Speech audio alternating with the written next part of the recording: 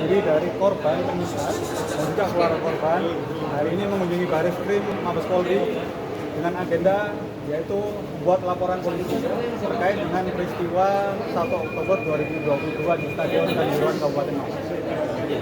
Kan itu kan laporan sebenarnya kan sudah sudah ditangani sudah tertangkap ke Bareskrim.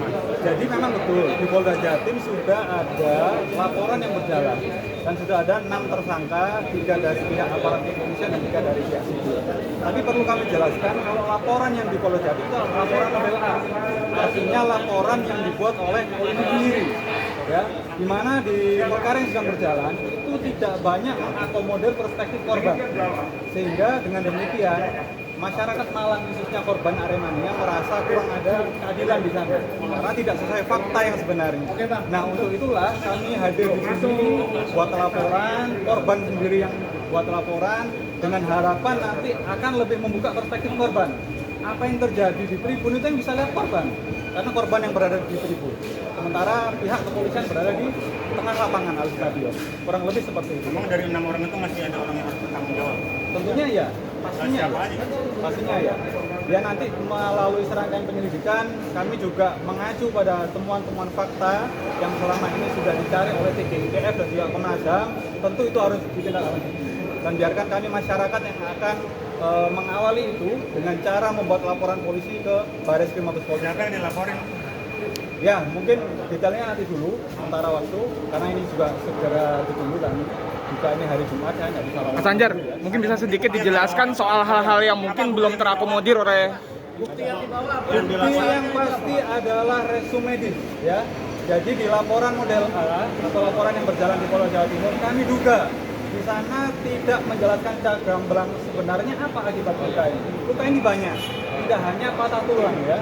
Karena patah tulang seperti yang ada di perkara berjalan di Polda Jatim itu seolah-olah nanti ya korban-korban ini karena terinjak-injak. Padahal banyak. Ada korban mata merah, ada korban sesak nafas. Itu kami bawa semua sekarang buktinya.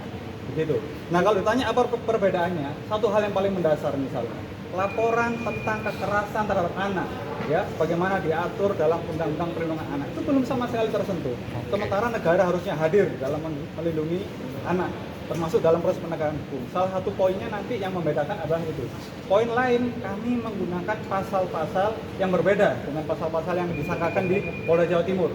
Polda Jawa Timur menggunakan pasal tentang kelalaian, sementara nanti kami rencananya akan menggunakan pasal-pasal yang berkaitan dengan tindak pidana mengakibatkan orang mati, sebagaimana diatur dalam pasal 338 dan juga 380 KUHP, 351 ayat 3 dan seterusnya. Kemudian pasal penganiayaan dan kunci yang paling penting ya, ini ada korban anak ya. Ada lex spesialisnya, ada ketentuan undang-undang khusus yang mengatur yaitu tentang undang-undang perlindungan anak. Itu harusnya bisa diterapkan, tapi nyatanya di Jawa Timur belum. Sekarang mungkin itu dulu ya. Mas tadi Bapak korban nih ikut datang berapa tadi? Kurang lebih 50 orang berikut saksi mata. Siap. Itu berarti terlapornya Nambah saja, intinya adalah kita buat laporan karena skema pemidanaan yang dibuat oleh Polda Jawa Timur itu tidak akan menyentuh seluruh peristiwa pidana di tanggal 1 Oktober itu. 359, 360 itu tidak akan mampu membuktikan seluruh tindak kejahatan yang terjadi di Malang hari itu.